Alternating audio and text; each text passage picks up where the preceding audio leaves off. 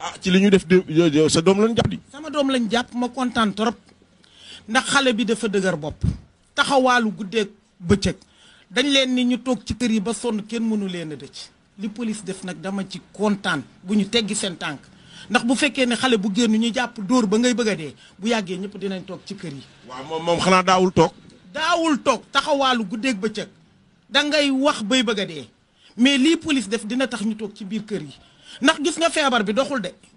ñun ñooy dox di yóbbaale feebar bi donc nag police bu ñu teggi seen tànk ku ñu jàpp nañ la dóor ba nga ni waale bu yàggee ñëpp toog seen wetu ndey yi. man dama cee kontaan. waaw yaay tamit yow xam nga sa doom tamit bu ko jàppee dóor la ak doom ni mu soree ci xol tamit am na loo xam ne tamit du neex daal. ñun la ñuy jàppale parce que feebar bi nii c'est sérieux dafa nekk loo xamante ni c'est une maladie très sérieuse nit ñi nag conscient wuñu ci loolu il faut que nag ñu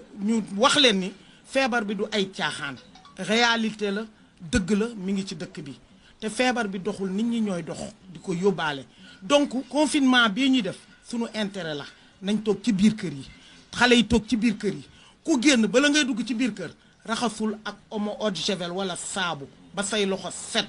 te ñu toog surtout toog bi daal bu ñëpp toogee ci seen wetu ndey feebar bi dina taxaw. waa déet man kay li ma jaaxal mooy xam nga tamit policiers yi bu ñuy dóor yaa ngi nii di faj fu mu nekk nii di maaseeg di dàmp ak lu nga dugg ci ndax te ki nu dóor wax dëgg yàlla du xale magum jëmm la te it sa doom la. faj benn nit moo gën faj téeméeri nit.